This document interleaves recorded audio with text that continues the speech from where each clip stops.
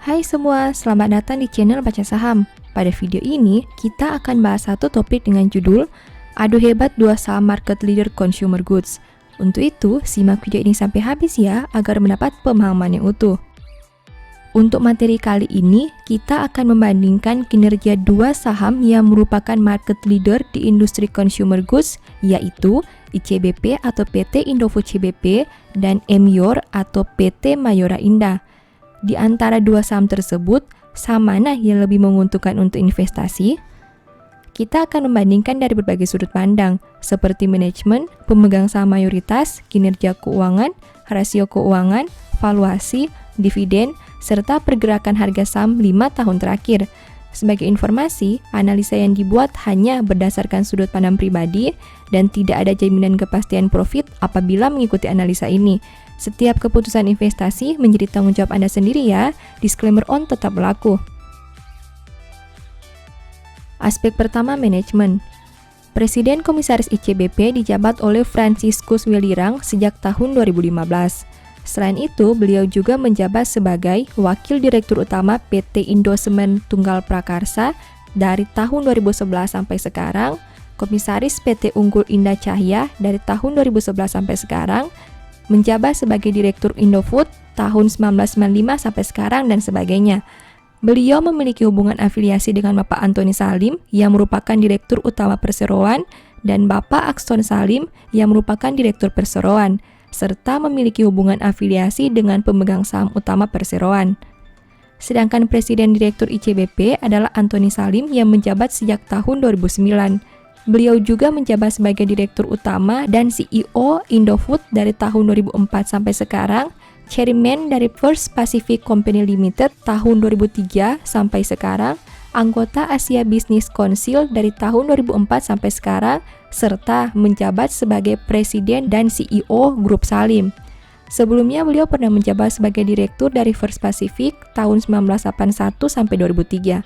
Beliau memiliki hubungan afiliasi dengan Bapak Franciscus Welirang yang merupakan Komisaris Utama Perseroan dan Bapak Akson Salim yang merupakan Direktur Perseroan serta memiliki afiliasi dengan pemegang saham utama Perseroan. Bagaimana dengan Emyor? Presiden Komisaris Emyor dijabat oleh Jogi Atmadja yang menjabat sejak tahun 1977. Bapak Jogi juga menjabat sebagai Komisaris Utama pada PT Unita Branindo, PT Torabika Eka Semesta, dan PT Kakao Mas Gemilang. Menjabat juga sebagai Komisaris pada PT Sinar Pangan Barat dan PT Sinar Pangan Timur. Sedangkan Presiden Direktur Emyor dijabat oleh Andra Atmadjaya, menjabat sebagai Direktur Utama Perseroan sejak tahun 2011. Sebelumnya menjabat sebagai Direktur sejak tahun 2004 sampai 2011, sebagai Manajer Operasional Perseroan sejak tahun 1996 hingga tahun 2004. Selain itu, beliau juga menjabat sebagai Direktur pada PT Torabika Eka Semesta, PT Kakao Mas Gemilang, dan PT Unita Branindo.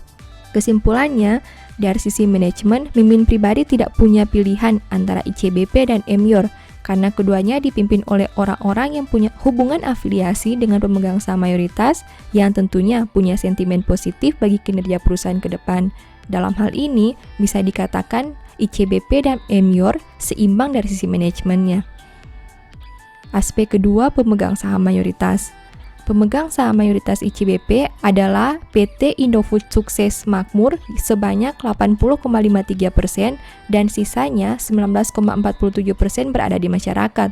Sedangkan Emyor, pemegang saham mayoritasnya adalah Unita Branindo 32,93%, Mayora Dana Utama 26,14%, Jogi Atmadja 25,22% dan sisanya 15,71% berada di masyarakat.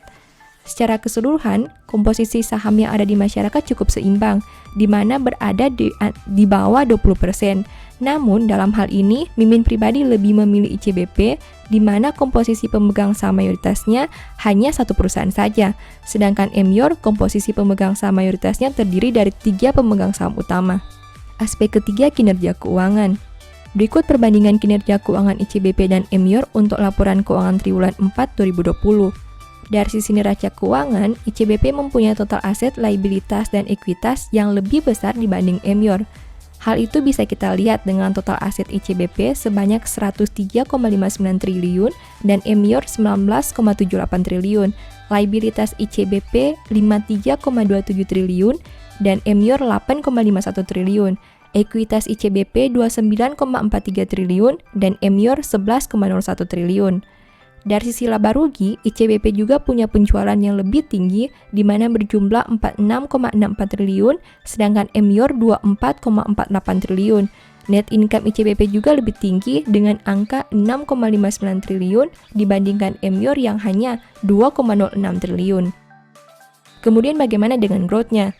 Dalam 4 tahun terakhir, ICBP mampu mencetak growth sebanyak 73,73% sejak tahun 2016 sampai 2020, sedangkan emior mencatat growth sebesar 29,58% sejak tahun 2016 sampai 2020. Kesimpulannya, dari sisi aspek kinerja keuangan, baik itu size perusahaan maupun growth, Mimin pribadi lebih mengunggulkan ICBP dibandingkan emior, karena punya size yang lebih besar dan growth yang lebih bertumbuh. Aspek keempat, rasio keuangan. Untuk ROE, ICBP jauh lebih unggul dari emior dengan angka 22,38%, sedangkan emior hanya 18,71%. Untuk NPM, ICBP lebih baik dibandingkan emior dengan angka 14,12%, sedangkan emior hanya 8,42%. Untuk DER, emior lebih baik dibandingkan ICBP dengan angka 77,25%, sedangkan ICBP mencapai 181,01%. Untuk valuasi PER, ICBP masih jauh lebih rendah dibanding emior dengan angka 15,85 kali, sedangkan emior mencapai 27,78 kali. Untuk valuasi PBV, ICBP juga masih lebih rendah dibandingkan emior dengan angka 3,55 kali, sedangkan emior mencapai 5,20 kali. Kesimpulannya, dari aspek profitabilitas dan valuasi, ICBP masih lebih unggul dibandingkan emior. Namun, ICBP juga punya jumlah hutang dan rasio DER yang tinggi, yang mana tentu saja meningkatkan resiko likuiditas perusahaan. Aspek kelima, harga saham. Harga saham ICBP awal tahun 2016 adalah 6.575 dan naik menjadi 9.600 di awal tahun 2021. Artinya mengalami kenaikan sebanyak 46,01% selama 5 tahun terakhir. Sedangkan emior, harga sahamnya di awal tahun 2016 adalah 1.160 dan naik menjadi 2.710 di awal tahun 2021. Artinya mengalami kenaikan sebanyak 133,62% dalam 5 tahun terakhir. Kesimpulannya, dari pergerakan harga saham, emior lebih unggul dibandingkan ICBP dengan peningkatan yang berada di atas 100% selama 5 tahun terakhir.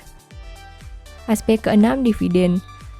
Total dividen ICBP pada tahun 2020 adalah Rp215. Jika membandingkan dengan harga saham sebanyak 8.950, artinya dividen yield ICBP sekitar 2,40%. Sedangkan untuk emior, dividennya pada tahun 2020 adalah Rp30. Jika membandingkan dengan harga saham sebanyak 2.560, artinya dividen yield emior sekitar 1,17%. Kesimpulannya, dari sisi dividen, ICBP lebih menarik dibandingkan emior dengan yield yang lebih besar.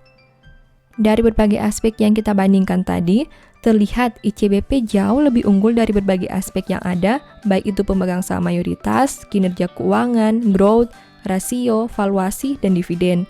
Tapi, apabila membandingkan dengan kinerja harga saham dalam 5 tahun terakhir, emior masih lebih unggul dibandingkan ICBP. Secara keseluruhan, kedua perusahaan ini sangat baik di industri consumer goods. Tapi, jika harus memilih salah satu, Mimin lebih tertarik dengan ICBP dibandingkan emior dengan berbagai alasan yang sudah disebutkan tadi.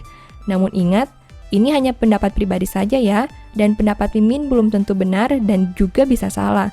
Jika Anda ingin membeli salah satu dari dua saham yang kita bahas pada video ini, silakan lakukan analisa yang lebih mendalam. Disclaimer on tetap berlaku.